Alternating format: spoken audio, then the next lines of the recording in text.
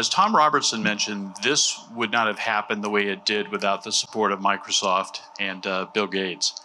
And so we were thinking about what would be a special way to celebrate the opening. And Kevin Rudd has been instrumental in reforming a large part of the Asia Society over the last few years, really creating a very energetic policy institute. And so we thought, oh, since Kevin was at the dinner with Bill and Brad Smith that led to the financial support to launch this event, it'd be fun to have them come back on stage together and actually talk about that, as well as obviously a few other topics. There's not a lot going on in the world, so we had to come up with all sorts of interesting ideas for them to talk about. But I think we're in pretty good shape. So with that, I'm going to introduce first our moderator, Lingling Wei from the Wall Street Journal. Lingling came to the U.S. in 1999, stayed, and is really one of the preeminent reporters on all things related to Chinese domestic policy and domestic politics. So please welcome Lingling. The next person that's coming out on stage, if you don't know who he is, you do not belong in this room. I'd like to ask Bill Gates to come out.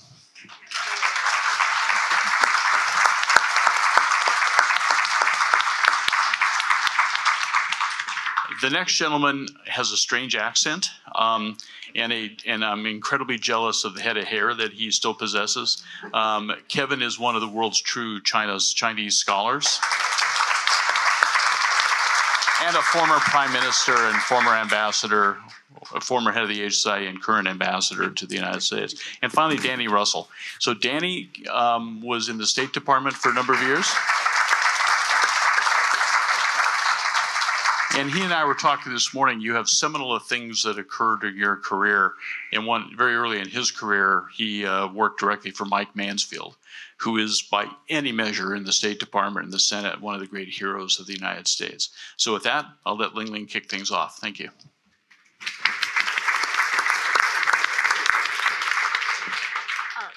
Thank you, Gary, for the great introduction. And I'm super excited to be here to help celebrate the launch of Asia Society Seattle Center and to moderate this superstar panel. So I understand we only have very limited amount of time, but given the knowledge each one of those panelists has, I'm just going to go right to it. I have the honor to ask some initial questions to each of the four panelists, and then I'll make sure we set aside enough time for the audience to get your questions in. So I'll just kick this off.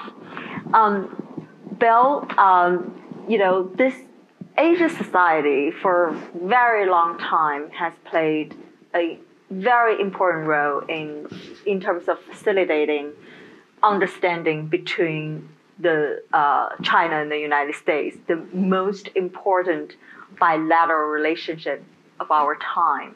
So I'm just wondering, what do you think this Seattle Center, what do you expect the Seattle Center to contribute to that cause, the long-running cause of the Asia Society in terms of facilitating understanding between the United States and China? Well, hopefully Seattle, who has great interest in U.S.-China relationships, can play a constructive role. I mean, we have Boeing, Microsoft, Gates Foundation, where for each of those, the relationship with China is very important. Our foundation has had an office there for over 15 years, and it's the second biggest science R&D budget in the world after the United States, and in many ways more focused on helping countries develop things like agriculture. And so important for us. Historically, both President Xi and President Hu, before they went to two of their visits to Washington, D.C., happened to come here, and I think got a good reception and an effort to try and bridge whatever the gaps are. So it's great to have Asia Society here in Seattle. Thank you. We will get to your recent meeting with President Xi a little bit later. Kevin, what a journey you have had just in recent years from serving as Australia's Prime Minister to running the Asia Society Policy Institute and to most recently becoming Australia's ambassador to the US. What is the transition like for you? How's Washington treating you? And how big a factor is China in terms of shaping your work schedule every day?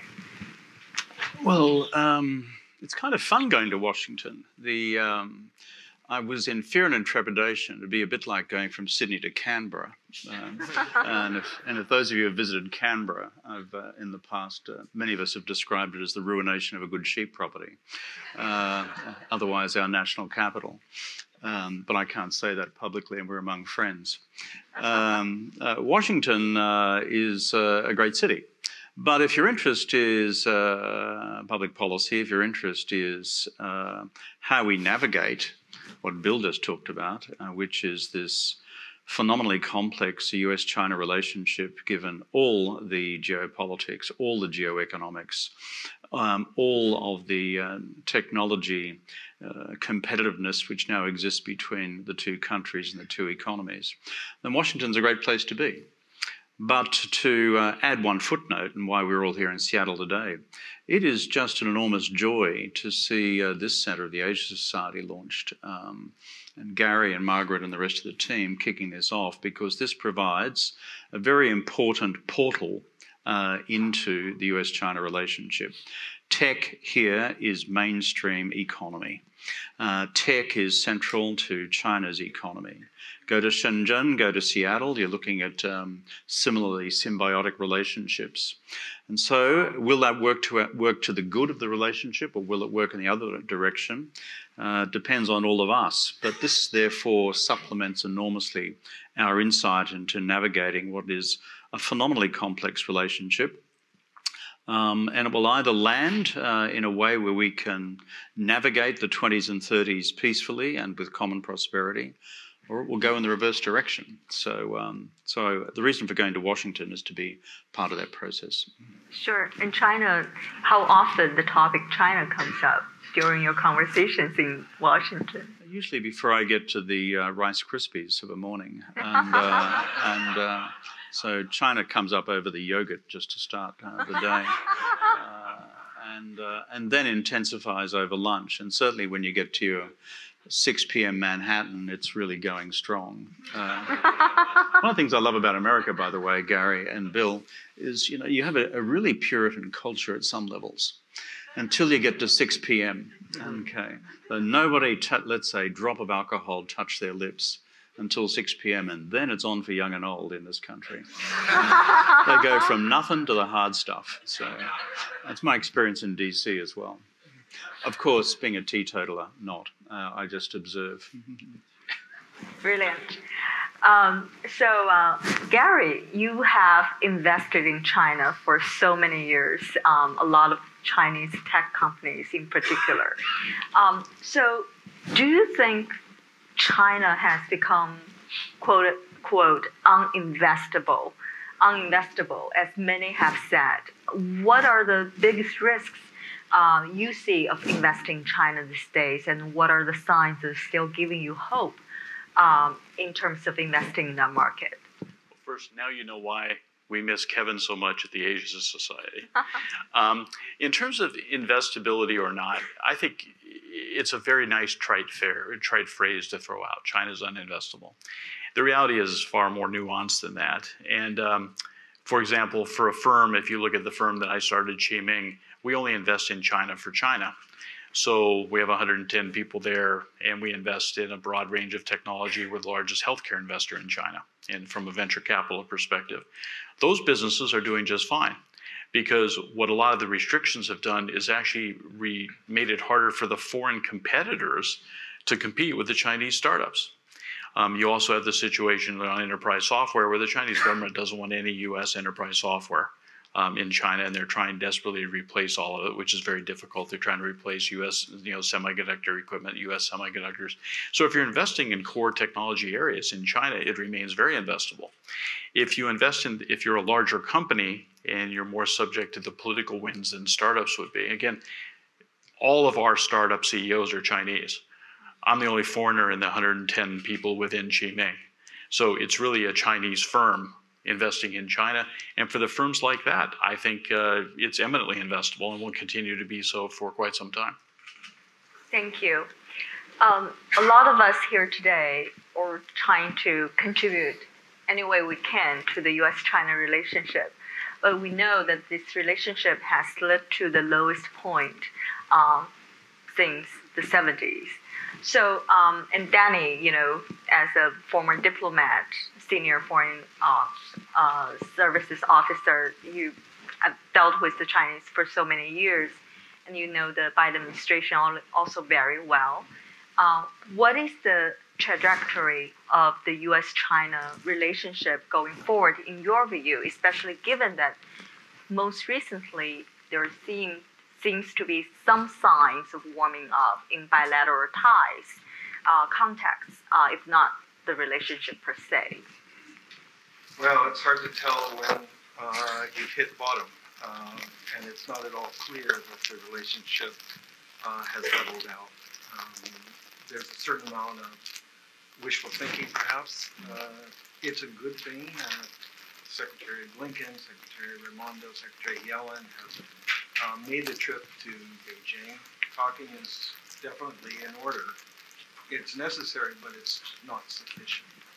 There are a lot of serious structural problems in the U.S.-China relationship, and right now we each seem to have succumbed to a kind of full-spectrum rivalry where the U.S. side is absolutely convinced that we know what China's diabolical plan to subvert the global order looks like, and thinks the Chinese are equally convinced that they know what our diabolical plan to contain and undermine and overthrow the Communist Party looks like.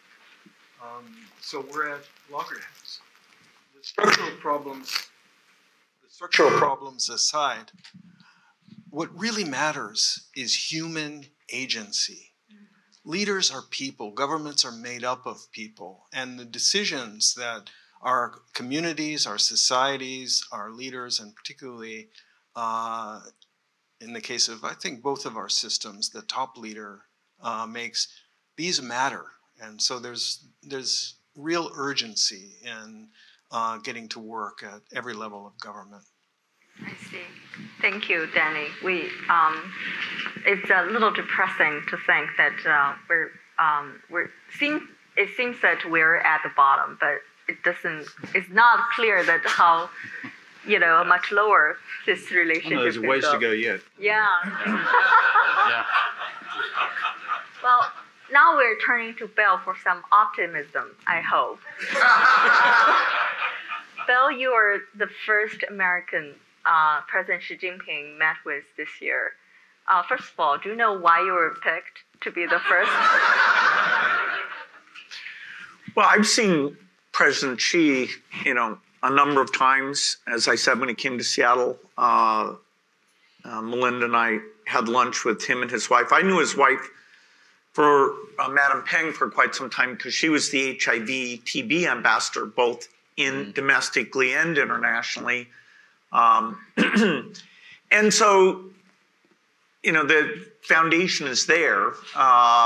We partner with a lot of health and agricultural innovation in China, where the goal is to help the low-income countries, primarily in Africa. And so the cooperation with the foundation has been pretty impressive. New TB drugs, new seeds, and so I was pleased to. We had a great meeting and a nice lunch banquet with the president and Madam Peng. So we touched on a lot of different areas. I may have benefited somewhat, that they were drawing a contrast, but the work is to help the poorest countries, and hopefully that is still an area of win-win type cooperation. Right. So, you spent many hours with President Xi and his team and his wife. What were your biggest takeaways from those meetings? As you know, China's economy right now is experiencing really a crisis of sorts. And have you got a sense of, urgency on their parts? What are the senses you getting from them in terms of the challenges they're facing? Well, many people who watch China predicted every year for the last 20 years that the Chinese economy, would slow down. Finally, those people will be vindicated. 20 times wrong, they're going to, find 2.5% growth, which, if you take out pandemic recovery, that would be a very robust GDP growth for any G7 countries. And so, yes, they have challenges. It's not like the U.S. doesn't have challenges as well. If people enjoy the fact China has challenges, great, they can get some enjoyment out of that. It's not great for the world economy because Chinese growth has been an engine of opportunity and help the entire world. So, he and I didn't discuss GDP figures or anything. We discussed things like polio and eradication and how China can help with that, and agricultural innovation and how you get the new science in such a way that everybody feels comfortable that those things are safe and should be adopted. So we pretty quickly got into particular areas where there's mutual opportunity. And hopefully there's a broad set of issues that are still win-win between the two countries. As you get to the mistrust and low level of exchange that we've gotten into, even those areas can be eclipsed. And so being a voice for where, something that's outside of the small yard, high fence still should be maintained, he and I explored topics that all fit into that framework. Thank you. Just curious, one follow-up question. Because China, like the rest of the world, experienced such great challenges from the COVID pandemic. And we all know that Chinese vaccines are lacking when compared to Western vaccines. Did he or anybody on his team ask you your advice on how to help China develop more effective vaccines in terms of that kind of cooperation? Yeah, so our foundation is very involved with the Chinese vaccine industry because getting really cheap vaccines at volume across all the different diseases, that's probably the primary thing that people know that the Gates Foundation does. So China makes a lot of polio vaccine, Japanese encephalitis vaccine, the best HPV vaccine, the lowest cost will be coming out of China. The manufacturers we work with there are moving up to use mRNA type approaches. In fact, the difficulty of entry, both for African countries or China, to build mRNA factories is going to be very cheap. We're doing the foundation's doing a big session about that at the UN General Assembly week next week. And so it's great for the world to have lots of capacity. The Chinese vaccines actually weren't that bad. They were a tiny bit less good, but a huge benefit if you got great coverage with the elderly. And they are cycling to keep their COVID vaccines up to date, in fact. So the current situation is that they're very serious about those vaccines. So that is an area where India does great work, Korea does great work, Japan does great work. And we need that global capacity so that when you have sudden demand like in a pandemic or just on a normal year, you're paying a group called Gavi that that foundation funded with various countries, it funds buying vaccines for all the children of the world. And because the prices of vaccines come down because of the way we work with these manufacturers, we're able to add new vaccines without increasing the Gavi funding. And so, for example, this HPV that prevents cervical cancer is now being added in to what every, in this case, girl, will have access to without us having to raise additional money. And the Chinese manufacturers are central to that. Because that's all going super well, I didn't talk with him about vaccines. We work with the health ministry and the big companies, some of which are government owned, and some like Sinovac, and some of which are private. We work with both types of companies. Great to hear. Very important for all of us to know that that kind of cooperation still exists. Thank you. Kevin, want to ask you about Australia's experience of dealing with China. Over the past few years, we're seeing quite a few back and forth, right? China initially banned Australian beef, Australian wine. We don't get good Shiraz in Beijing anymore. And then just because your leadership you do it Zhongnanhai. Yeah. And then most recently, we saw China dialing back some of the economic coercive measures against Australia. So what, in your view, did Canberra do right to get China to back off? Was there a trade-off or sort? You know, Australia backed off on certain things in exchange for Beijing backing off. And anything you think from Australia's experiences that might offer some lessons for Washington? Yeah, well, the thing that diplomats never do, and given that I'm supposed to have become one again, is provide public advice to their host government. So I'll beg off on that one. But to on the broader question, which frankly Danny and Bill have been getting at, it's about, as Danny said, political agency. We are not destined to a relationship of crisis, conflict, and war between China and the United States or between China and any other US allies. We are not. Political leaders can make a huge difference, as they have done in history. Flip over to what Bill was talking about is one area, given the current dynamics of the relationship, where there is ample scope for positive engagement lies in public health within China, globally, where the demands speak for themselves.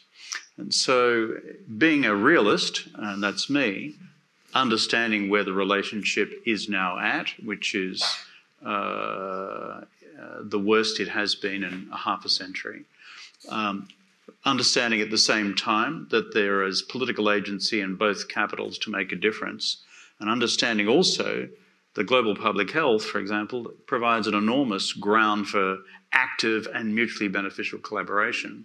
It's kind of where we should be going.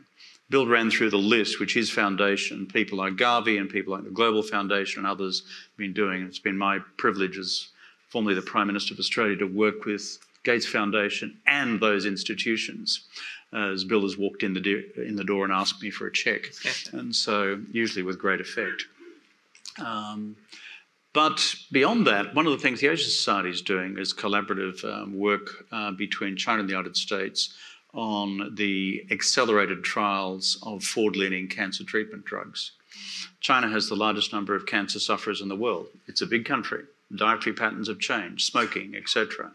And so if you're looking for two huge population catchments on which now to trial cancer treatment drugs, it's China and the United States. What's the practical idea here? There's a proposal called Project Orbis, which Asia Society Policy Institute's been working on for a long time now, which has already been agreed between the United States and a whole bunch of other Western countries on rapid cancer drug treatment trials and rapidly bringing them to market. How do we bring China into that, given all of the pre-existing tensions on genomics and the rest? It's a practical challenge, but I think political leadership can make the difference. On the Australia stuff, we just decided to stop shouting at each other. And because I have a simple view of life, which is shouting usually doesn't get you very far. And so it doesn't automatically, therefore, as a consequence, resolve fundamental and structural questions. Australia is proudly an ally of the United States. We share fundamental national security interests in common with the US across East Asia and the West Pacific. There are, therefore, structural issues of genuine national security disagreement between ourselves and the PRC. But that does not preclude us from having a fundamentally engaged relationship across the economy and other domains like public health as well. We can walk and chew gum in this relationship, both us and other allies of the United States plus the US itself. Thank you. Both Bill and Kevin talked about some few areas of cooperation, and hopefully, that kind of thing will continue. But, for the overall relationship, we definitely have seen, getting worse, and especially in certain areas, the de-risking, the trend of de-risking, the trend of decoupling, like it or not, is happening. We look at the data for direct investment in China. Used to be $100 billion a quarter. Most recent quarter, it collapsed to $5 billion. So Gary, as a member of the U.S. business community, how would you evaluate Biden administration's China policy? You think the most recent softball. Yeah, softball. And what would you advise them to do? So I think I'll just repeat what Bill and Kevin said. So the thing about policy is if you're going to have a policy, you want the policy to be effective. And you want to put the work into the policy being effective.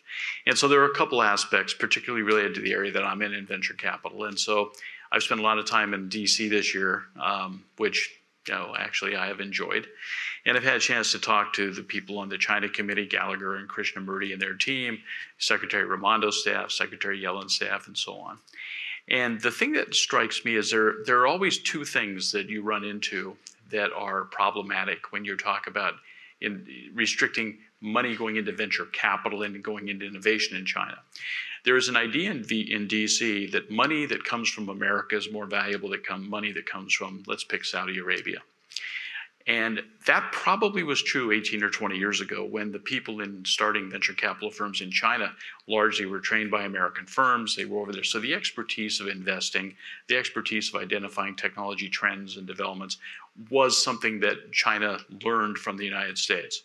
Now 99.5% of all the VCs in China are Chinese, and it is a completely localized industry. So the idea that somehow preventing money from going to a fund is going to prevent a Chinese general partner or a Chinese investor from finding a great deal, that's simply not the case. And so that's one fallacy. And so you have a substitution effect occurring where very large amounts of money are now flowing from the Middle East into venture capital firms that are doing investments in China, just substituting for US dollars that Harvard, Stanford, Yale, Princeton, Duke, et cetera, can no longer deploy or may no longer be able to deploy. We don't know what the final rules will be, but those are the kind of restrictions we think about. So there's that aspect. The other aspect that I find even more disappointing is the idea that China is a centrally planned economy. When, having done business there now for 20-something years and looking at the various large-scale development projects that they had, the success rate is not high, especially around complex systems. The initial automobile industry projects in China, the 863 program, the 963 program, were actually quite dismal failures. And then they did the forced cross-licensing to build development. But you still would never buy an ICE, an internal combustion engine car from China overseas. They never had any foreign penetration. It wasn't until you went to EVs and their radically simplified systems where they're now at a cost basis and manufacturing basis really expanding. So there's in DC, and I get it, if you're in DC, you want to think that there's a country where all that centralized brain power is simply directing what Chinese entrepreneurs and Chinese business people do. Nothing could be further from the truth. There's not a single entrepreneur in the Qiming universe that wakes up thinking, how do I help the government today? I 100%, I'll guarantee you. I just will guarantee you that. But it's a good fantasy if you're a government official to think that somehow that's where the intellectual power and innovation is. And I'll just tell one quick story and pass it back. About a few years ago, the NDRC, which is one of National Development Resource Council, one of China's major state bodies, came to us and said, we would like to invest in a fund with you to do really innovative healthcare. So the senior people are in the room, and they said, we want cutting edge gene therapy, cell therapy, gene sequencing, et cetera, et cetera. And they leave the room, and we're all looking at each other going, this is great. Then their lieutenants came in, and they said, yeah, what those guys said is fine, but don't lose any money. Can't do both. You can't invest in really cutting edge technology, whether it's healthcare or semiconductors, AI, et cetera, without running the risk of losing money. So there's always this dichotomy. So don't look to the Chinese government in Beijing for where the Chinese economy and technology is going. Look to the entrepreneurs. And it's been a very frustrating part of the conversation with DC to actually, this is now 3 to 4 years having this conversation. But the entrepreneurs these days are very discouraged, not because of the U.S. policy, mostly because China's own policy, right? Well, so it's a little bit of both, actually. They're discouraged by the U.S. policy, too, because the U.S. was always the beacon of this is what a free market and free and development could be. And a lot of them had the aspirations of doing business overseas. And so that has become more difficult. I think much to our own detriment, frankly. When you look at who runs Silicon Valley companies, who starts companies, the Indian diaspora, the Chinese diaspora are disproportionately represented in terms of the founders, CTOs, et cetera. So we're actually doing ourselves a great disservice by discouraging those folks from coming here and starting businesses. I would say that it's been overplayed, the impact on the Chinese technology sector of the Chinese government by the Chinese government policy. You have to look at who they went after. They went after Jack Ma and Alibaba because Jack had created a school of Jack Ma thought. Really bad idea in the era of Xi Jinping thought to have a school of Jack Ma thought. The Chinese government was extremely concerned by the fact that the young people were embracing entrepreneurs. They were admiring business people, not the government. That was a significant issue. So they went after Alibaba, they went after Tencent, Baidu a little bit, ByteDance a little bit. It really was not a broad-based crackdown on the venture capital funded startups. And in fact, if you said, okay, every one of your companies that gets to 10 or 20 billion will have a lot of government impact, I'd say, great. We don't have that many companies that ever get to be worth 10 or 20 billion dollars. So I think that actually has been overstated. We do not see within the entrepreneurial community in China a real, we don't see less drive, we don't see less ambition. What we see is far more circumspection in what they're going to say publicly. And that's just an IQ test at this point. Yeah, that's probably why.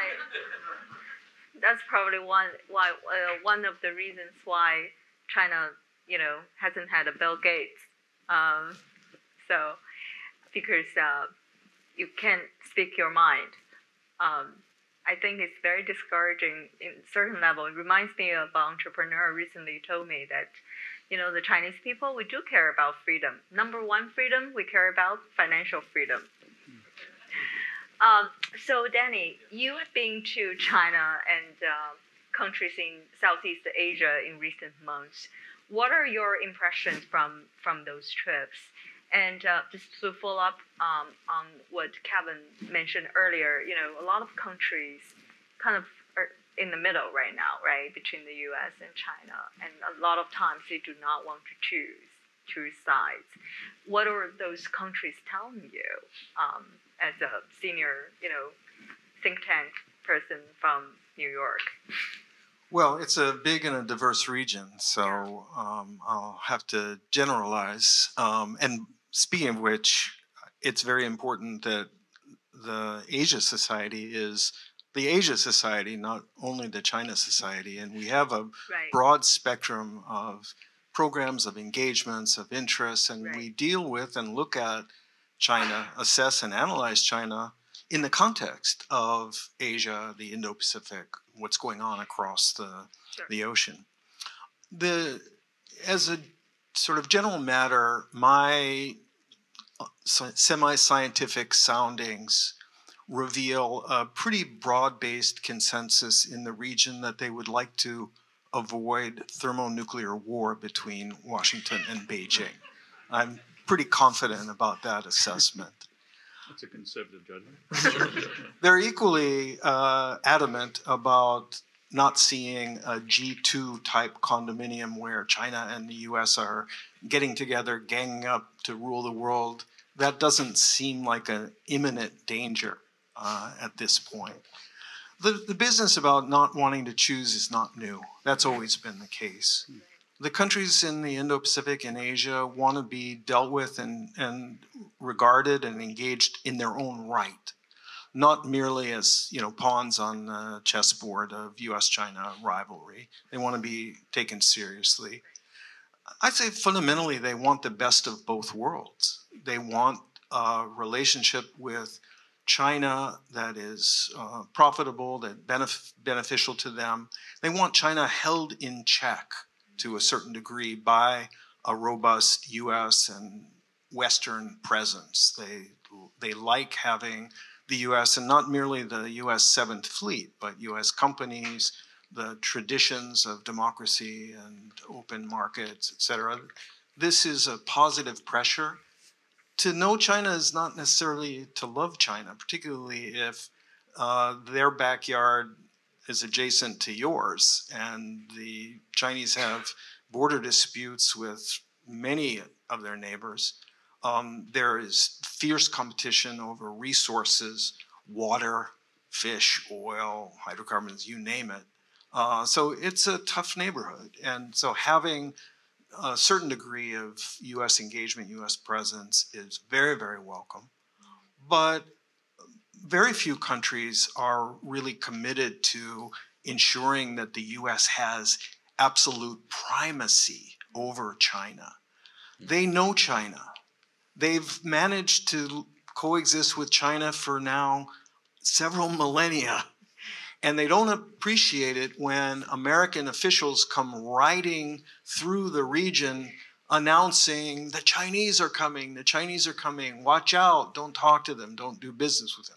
That doesn't work, that doesn't resonate, nor does, frankly, the autocracy versus democracy framework really work either, because there are precious few pure democracies in Asia. And honestly, what I hear is a great deal of skepticism about the U.S. itself. Who is the U.S. to be lecturing us? America, China, you're not as different from each other as you both think you are. So I guess the bottom line is they want the Goldilocks solution. They want us to treat them with respect. They want to make a good living off of their relationships with both of us. And they want us to lower the risk of conflict. Right. This reminds me of a conversation I had with an econ official in Beijing recently. He was talking about China's application to join CPTPP, and he's very resigned to the fact that we're not going to be joined because the opposition from the United States. Irony is that the U.S. is not a member of that group anymore. And then he made a point about that is why we're trying really hard to upgrade RCEP, this regional trade agreement in the region. So it looks like China definitely is stepping up effort to courting partners in that region as well. After having coexisted peacefully for such a long time, they're trying to get them closer as well. But Danny, how do you think the current economic slowdown in China, which is making China a little bit weaker economically, if not in other areas, how do you think that is affecting China's ability to get partners in that region? I don't see much indication that China's economic slowdown is creating problems in their bilateral relationships, political or economic, in Asia. it is certainly getting a lot of press from the Wall Street Journal and from other media sources. Yeah, we're keeping at it. And as Bill pointed out, there's a certain amount of schadenfreude in it, people glorying in the fact that the great Chinese juggernaut is slowing down. There's always been, as he says, a school of thought that held it was just a house of cards anyway, and so on. But it's not really perceptible yet, at least I think for most commercial and trade relationships. As the Chinese consumption sags, as China's need for inputs diminishes, that is going to lower trade numbers. That does have a downstream effect on many of its neighbors. On the other hand, the trend of decoupling or diversification is sending waves of investment, future-oriented investment, to countries like Vietnam, India, Malaysia, etc. So there is a silver lining for them in that respect. Well, the one place where I think we will be seeing an effect is in China's ability to invest overseas, particularly in the developing world, through whether it's through the Belt and Road Initiative or the Global Development Initiative, or even the modest amount of traditional foreign assistance that comes out of Beijing, because the state treasury isn't as full of gold as it was a few years ago, and the bureaucrats are being compelled by the finance ministry, I think, to be much more careful. China wasted unfathomable sums of money in these white elephant boutique vanity projects in the developing world. And now the companies that are going to the China Development Bank or China Exim Bank for funding need to show that there really is a commercial viability to the project. They can't simply count on this bottomless pit of de facto risk insurance. Just to add to what both Danny and Bill have said about the state of the Chinese economy, and also Gary's observations before in terms of his stable of Chinese companies with which he works, we actually just need a balanced view of where the Chinese economy is going. Point one, there are structural problems. A, demography. We're aware of that. Aging the population, all the consequential impacts on workforce size, etc. They're not Robinson Crusoe there either. B, there is a problem in terms of debt to GDP, but it's domestic debt to GDP. It's unlike what we've seen in other emerging economies around the world. But it is a constraint on public finance, as Danny just pointed out, and therefore the ability to recourse to classic Keynesian pump priming, as they've done in the past, is more constrained than it has been historically. 3, there is another structural problem, which is ideology, and that is Xi Jinping's ideological approach to the economy since the 19th Party Congress in 2017 has been more statist, less embracing of the private sector, qualitative debate between Gary and myself, whether it's the big guys, the middle guys, or others. But the bottom line is, if you look at the net impact on business confidence, consumer confidence, and investor confidence, as reflected in the usual measures, including private fixed capital investment, that's another structural problem. On the upside, this is still a country of untapped quantums of private domestic consumption, which, when confidence is restored, is there to occupy a huge space in terms of becoming the next primary generator of economic activity. So the idea that we have assumed, sorry, not we, but that you see this emerging assumption in the commentariat that, driven a little bit by Schadenfreude, that China is therefore sliding in its economic performance in one direction alone is, as they say in the classics, premature. The Chinese system is also capable of policy correction. They have not successfully policy corrected so far, but they are capable of turning on a dime. If you don't believe that, look at what they did with zero COVID on the 6th of December last year. And furthermore, you have this underpinning, unrealised potential of private consumption still to be pulled through as a future growth driver in the economy. Will that happen? Not sure, not clear, but I think it's just unempirical to count the Chinese economy down to the count. I think this is too much populism. Americans, in my experience and many around the world, have often assumed the Chinese economy is 12 foot tall or 4 foot tall. My experience is it's about 5'9" and still growing. Okay, America, by the way, is 6'2" and still pretty healthy. So, excellent. I love it. In fact, some of the points Kevin raised, you can read about them in the Wall Street Journal too.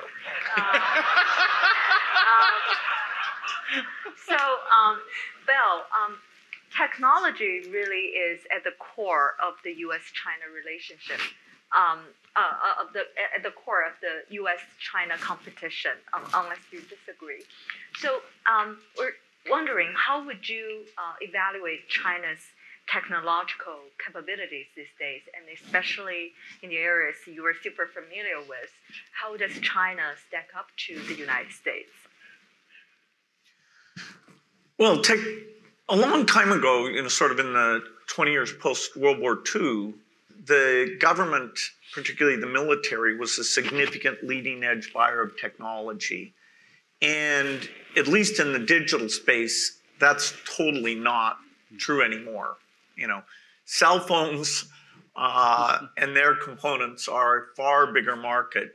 Desktop productivity is a far bigger market than all government technology spending. And the big R&D budgets, whether it's for AI or any digital thing, are completely outside of the government. And, so the dynamic innovation in China and in the US is pretty amazing. China, things like TikTok, that is very innovative. And it, creates competition, makes people think about things. In the medical space, China's not nearly at the US level, but the rate of progress, the amount of activity is very promising. And also, one thing about their healthcare system, they can't afford to spend like we do. And so they have to find more efficient ways to do things. And so these middle-income countries, China most prominently, but Brazil, Mexico, Indonesia, Vietnam, all of them cannot follow the US path in terms of how healthcare is done. So that innovation is going to be fantastic, and it will both trickle up to rich countries for efficiency, and it will trickle down, which is where the Gates Foundation comes in, to take those innovations and try to get them to low-income countries as rapidly as possible. The US tends to think there's some state-of-the-art. I mean, AI is published. The 2017 Attention is All You Need, that was published. None of those people work for Google anymore. They're out, working for many different companies. So the notion when the greatest models are just almost the greatest models are being open sourced, the notion that the Chinese are behind on something, what does that mean? Go look at the chip that's in the latest Huawei phone. That's a perfectly, state-of-the-art chip.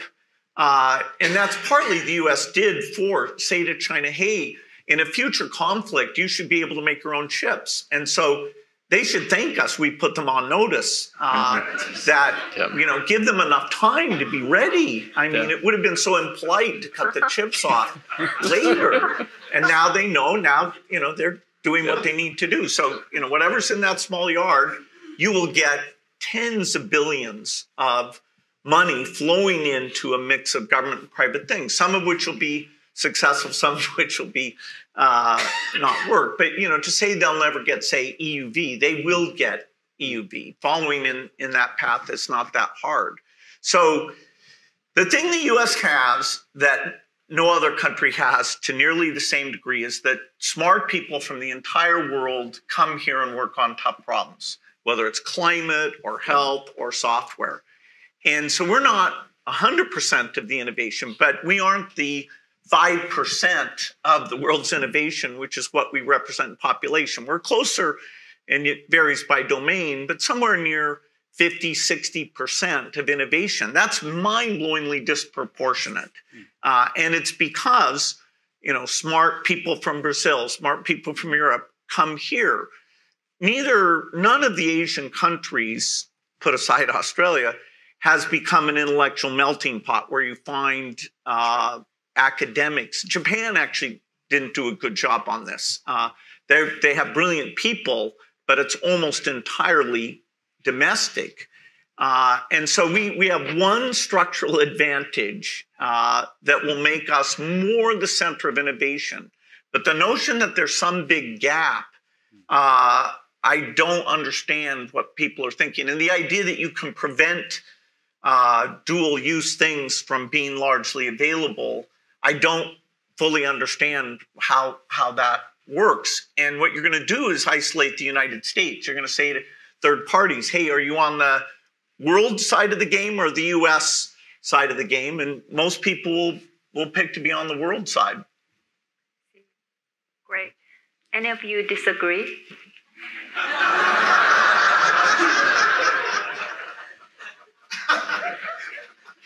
It's always fun when you get technologists in a room with folks who deal exclusively with geopolitics, because what I find is that this is an engagement of folks who speak foreign languages.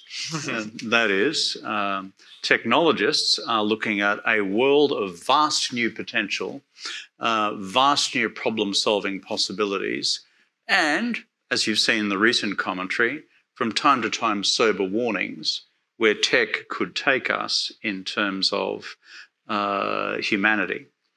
Geopoliticians will have as their predisposition to define where a whole raft of security threats exist, therefore who we should not trust, therefore who we should not work with, and therefore how we should quarantine the international community.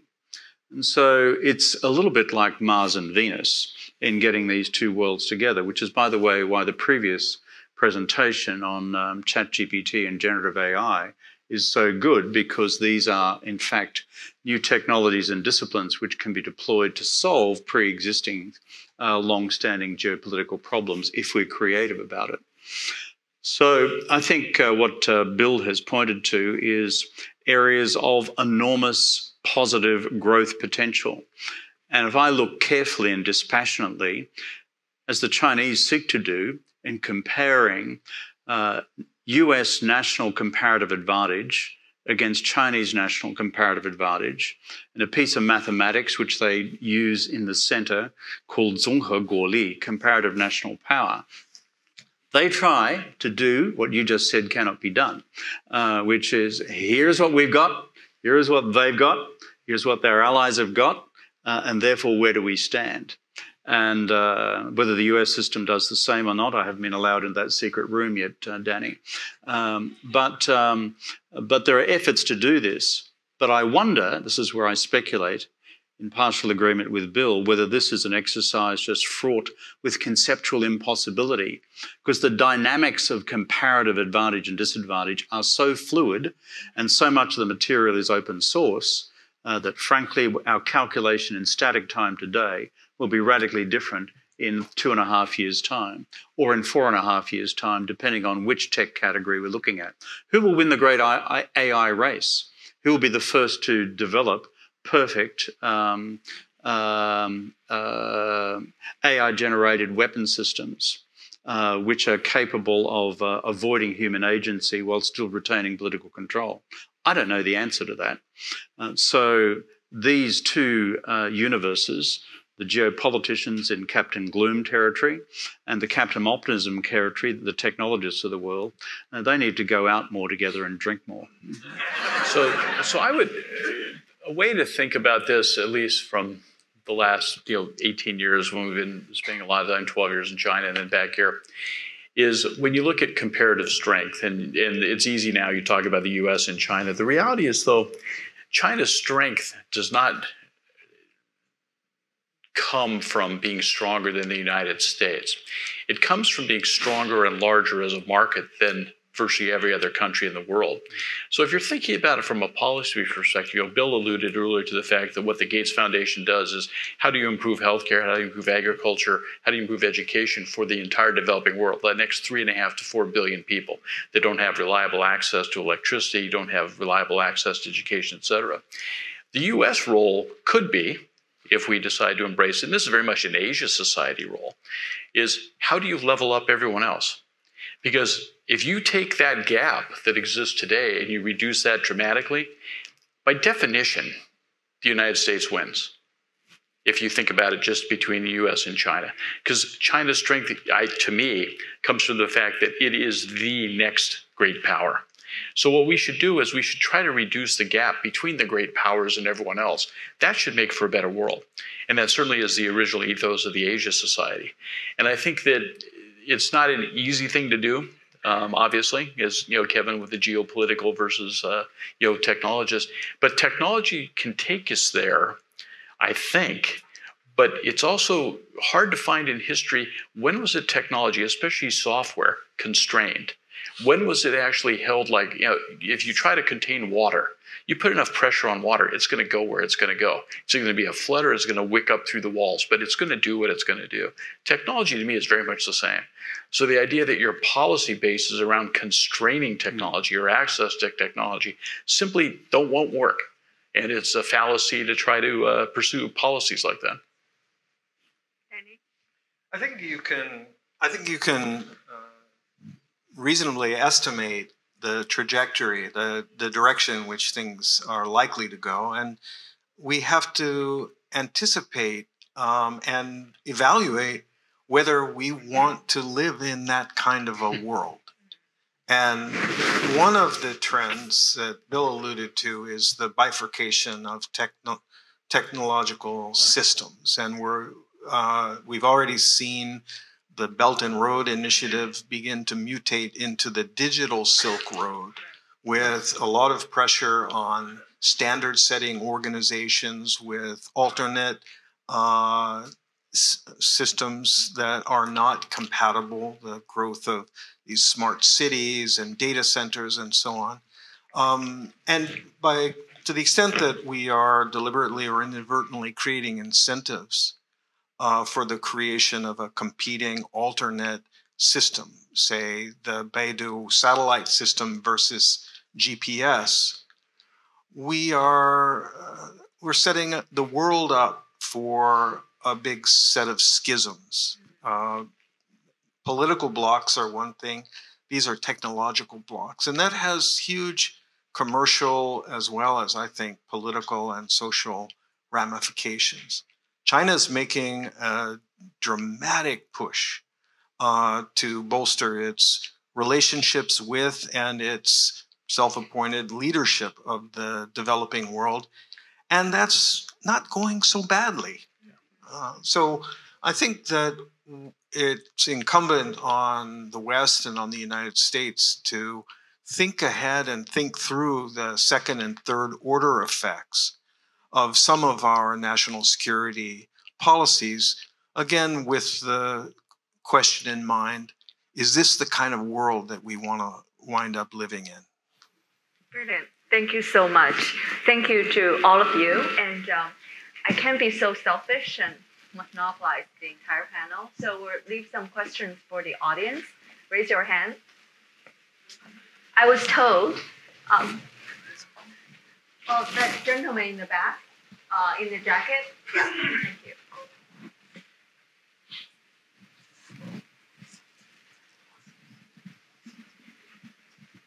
Yes, please. Yes, you.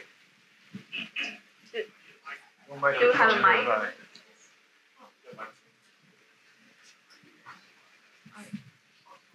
Yeah. Here it goes. Thank you. I'm Tom Ward, a native Seattleite, but 25 years now in Shanghai. And I am here as on the way to Washington, D.C. as part of the American Chamber Door Knock. And so, Gary Rieschel, I want to take advantage of your wisdom and experience, Oh, and help us with a little bit of sage advice on how to approach the Gallagher gang and others on presenting the benefit of American business competing in China. I find that the discussions with Treasury, Commerce, et cetera, are actually more valuable right now than the political mosh pit that we have in DC. So I probably wind up having had more what I'd call constructive discussions with administration officials in those various departments than I have with elected officials directly. Yes,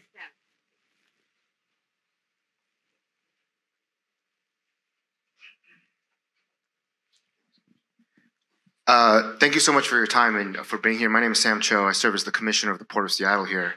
I appreciate the robust discussion around China, but I obviously want to point out, as Daniel pointed out, that this is the Asia Society, so I thought I'd ask a question that goes beyond China, maybe tangential to China. But, I think about the old Wayne Gretzky quote, skate to where the puck is going, and we've talked a lot about that. And I wanted to get each of your thoughts on what countries in Asia excite you outside of China. When you think about the next 5 to 10 years, and you think about all that's happening as a result of perhaps what's happening in China, what countries excite you? Where should our attention be as business leaders, as politicians, and why? Well, the Gates Foundation does a lot of work in Asia and a lot of work in Africa. And if you look in terms of human welfare with the health lens, the progress in Asia is really quite phenomenal. Putting aside China, whose health statistics have improved very dramatically since 1980, India, post-pandemic, is putting more money into health. There's a lot of very good improvements there. Indonesia's improved their health system pretty dramatically. Vietnam runs actually, by some measures, the best health system in the world. Vaccine compliance, way that they have equity across different income levels. And, so in Asia, the default case is quite strong improvements in human welfare. India has a lot of companies like Serum, which is the biggest vaccine company. The biggest 3 vaccine companies by volume are all in India. By revenue, no, it's the Western countries, but that has to do with the very different unit price that they sell at, which part of the market they're in there.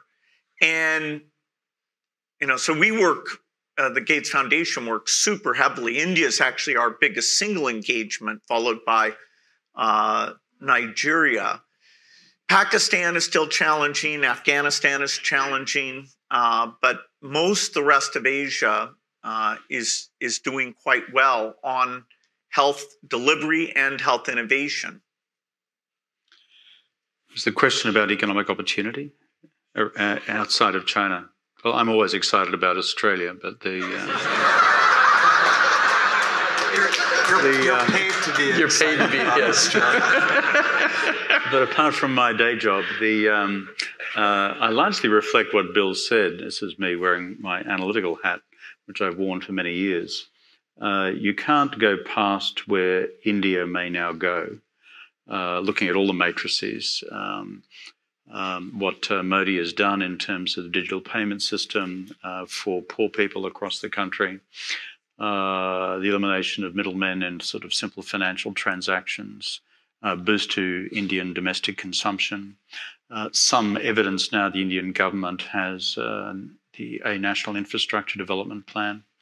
And given the challenges of managing the Indian Federation, with state governments in India even more vociferous than those in this country, it's no small challenge. So India, up there, in terms of economic potential at scale. And the second one, to again reflect what Bill said, is our near neighbour in Australia, which is Indonesia. This country is quite remarkable. I remember as a junior woodchuck in the Australian Parliament, being a parliamentary election monitor for their first new democratic elections in 1999, having suspended democratic elections in 1954.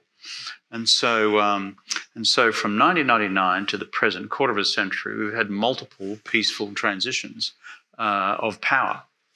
Secondly, in the course of the last decade, economic growth bumping along at a reasonable clip.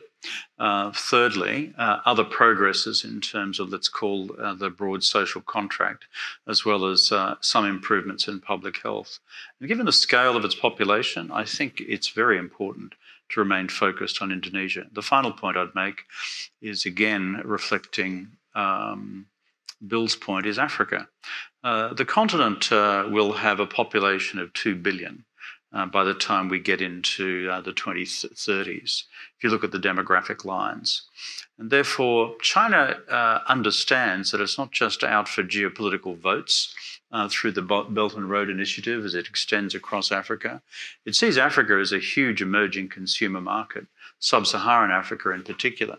And despite all the problems associated with governance in the continent, despite all the problems with various elements of civil and political unrest, what China sees is 2 billion new consumers for what will be an alternative market for Chinese-generated product in the future, quite apart from a central element of China's long-term secure supply chains.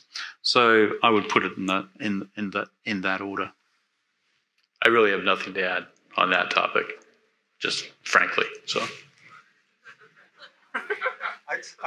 I'd say follow the demographics. In Asia, you have a large number of countries with very youthful populations. Indonesia is an example, but the Philippines has 100 million people. Vietnam, almost 100 million people. They both have relatively stable governments. They've got good education systems. There's phenomenal opportunity. You can even look and see Thailand, Cambodia, Malaysia, other countries that are hampered by political instability, political problems, or in the case of one of them, the lack of instability. These will not last forever. So it's a little bit like, looking for a green light. Once you start looking, you start seeing it everywhere. There's phenomenal opportunity throughout the Indo-Pacific, and I think that the Pacific Islands beyond Australia, and also South Asia. We're a very big island.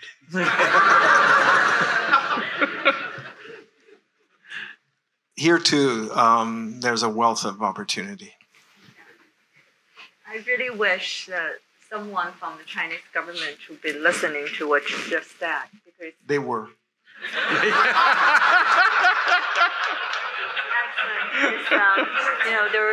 There has been a certain amount of hubris in China. You think outside China, in Asia, there's not too many opportunities, but in fact, there's so many opportunities. That lady in the left, right. Hi, Michelle Goldberg. I'm also a venture investor, and I've worked with Gary for many years, and I believe that technology is like water. But is that true of the semiconductor industry as well? And what are the implications for Taiwan, and how you would answer that question?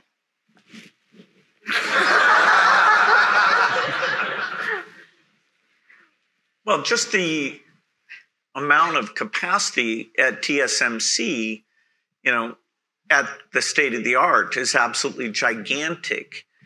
And even with the incentives that come from the CHIPS Act here in the US, TSMC is not talking about putting any more than 12% of their capital budget into the United States. And so in terms of the way we make chips today, it's going to be a long time before you'd even have half of Taiwan capacity outside of Taiwan. Now, because of this geopolitical stuff, a huge amount of capital has gone in, US, Europe, Japan, and China. And so we will drive to a position of great overcapacity in the chip industry because the investments are not being driven by market-based signals. The US can get to the point where the chips we need for defense industry in particular can be made domestically. Weirdly, we're actually not in that position right now, but given another 4 or 5 years, you can get to that. But that's in terms of the world economy and its need for chips, that's a pretty small percentage. There are people always trying to come up with new approaches to take this ASML EUV approach and do it differently. Whether or not that will succeed, who knows? But that paradigm, you can predict where the capacity is going to be, and it says that it's mostly going to be in Taiwan for the rest of this decade. I would say the only thing I would add is when we look at where capital is going in the region, venture capital, and particularly venture capital from within the region to other countries in the region, I was quite surprised. Nearly 45% of new startups funded in Vietnam were funded with Taiwanese capital. I did not expect that. I expected that to be mainland Chinese money. And that's something that some folks have been doing a study on. So I would expect that a lot of the ancillary businesses, I think the core fab and these core technology areas are where, as Bill mentioned, that's where you have to have massive capital. And even if you start today, it's a decade before you're going to have any impact. But I think there's a lot of businesses and also services businesses around the semiconductor industry that it looks like the Taiwanese are hedging. And it looks like they're starting to create, operations in other places. It's early, but the trend has been quite dramatic in the last 18 months. And the Taiwan semiconductor industry is starting to run low on headroom for growth. Just the amount of water that the industry consumes is a physical limit on how far they can grow. So they are diversifying in the supply chain, as Gary points out. The biggest fallacy that I encounter is the assumption among many that to get ahead on semiconductors, you need to build a fab, and that's it. But the fab is just the shell. It's just a factory. What you really need is an ecosystem that's populated with tremendously skilled workers, not just the PhDs who are doing the science of silicon, but also the plumbers and the carpenters and the construction workers who are trained and capable of executing the work. That's no mean feat. And Taiwan has assembled a really extraordinary ecosystem that is so far been impossible for others to truly replicate.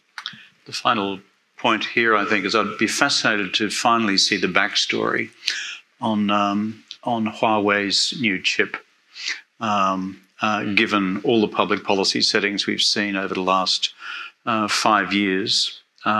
Furthermore, where that leads us in an analysis of the gap, Bill's earlier term, in terms of nanometers between China, SMIC, TSMC, and the rest in the next 5 years. This will be fascinating to observe. And I don't know if we've got a clinical answer to that question. Very unfortunately, I was told to have to wrap up this panel. And thank you so much for your participation. And please give each of our panelists a round of applause.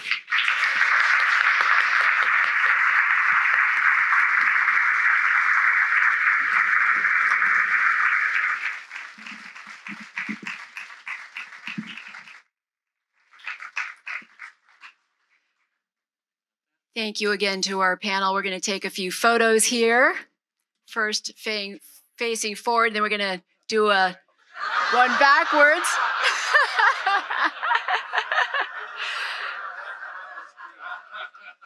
And we'll do a serious one, and then everyone in the audience, if you can take a moment and wave, you'll be in the background of this next one here.